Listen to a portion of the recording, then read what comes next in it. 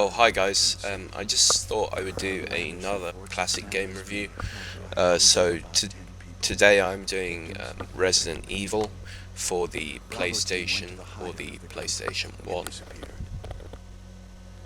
So the blurb on the back of the case that I have here says, a series of gory attacks in the area surrounding a remote biotech lab brings in STARS, Special Tactics and Rescue Squad, to investigate. On arrival, Bravo team communications are abruptly cut off. Now it's up to your team. You arrive at the isolated mansion, underpowered and on the run. Arm yourself with anything you can find: knives, pistols, shotguns, flamethrowers, and search for hidden rounds and items to stay alive. Hey! Come here!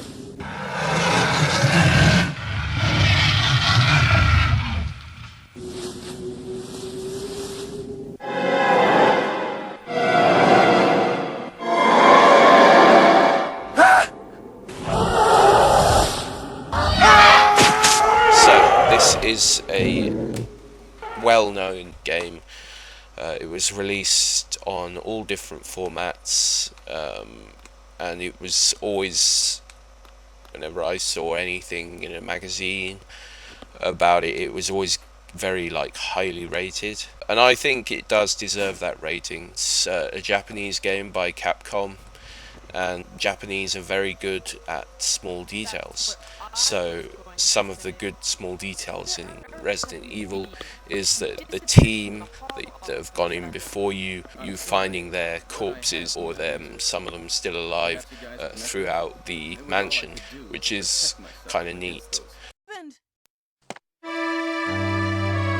Oh, Jill, this house is dangerous. There are terrible demons. Ouch! You're wounded! Also, the mansion itself is a really good setting, a whole game within one house, so to speak. Of course, you move into the garden and surrounding area, but it does give it a nice, cohesive feel. So, yeah, you can actually play the game as two different characters. I found playing as Jill, the girl, was easier. She has a sort of special key that can open some of the doors. So the game is actually pretty hard. If you're using an emulator, you can save your game and it becomes easier. The zombies in the mansion, although they move slowly, it's very difficult sometimes to get past them without taking a hit. They will grab hold of you and start biting you.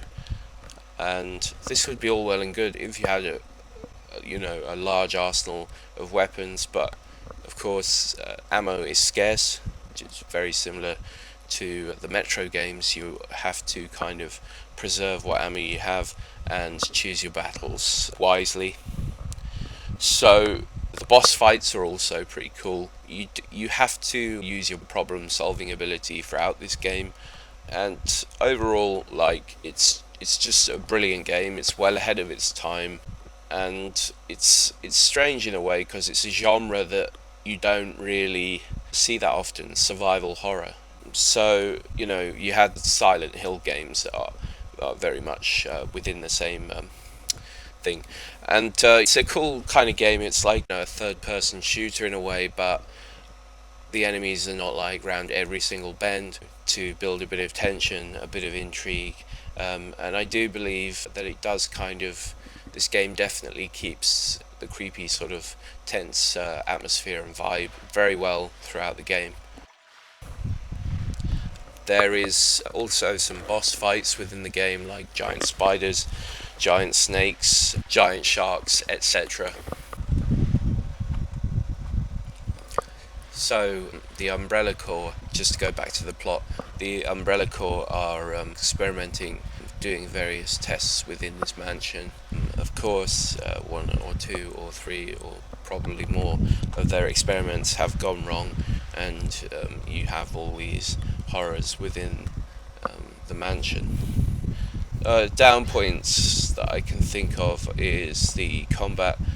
It's kind of limited. You push your sort of weapon out, and you can aim up and down, but sometimes like it can be very imprecise.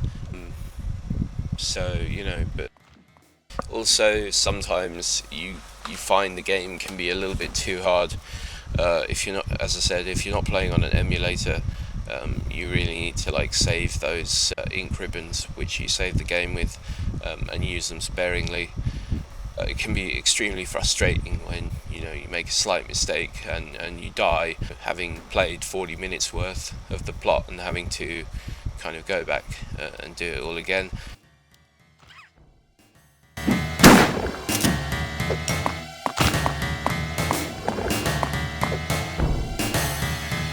The game is not particularly long, even by those in those days.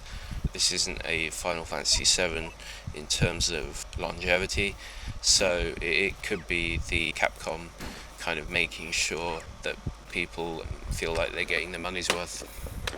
So, as I said, a brilliant game, timeless in many ways. Just one more thing, I'm not really a big horror fan. I don't mind a bit of blood, but I'm not really into it. But although it says survival horror, this isn't really a really nasty or sort of stomach churning types. I wouldn't even really call it a horror game. It's more of a fright game, I think. So yeah, overall, I've got to give it a 9 out of 10. I actually remember the official PlayStation magazine, which is a magazine I used to buy when I was a kid. They gave it 9 out of 10 then, and it's still worth it today. Pretty good, eh? So I will see you later, fellas and ladies. Love the ladies. See ya. Ta-ra.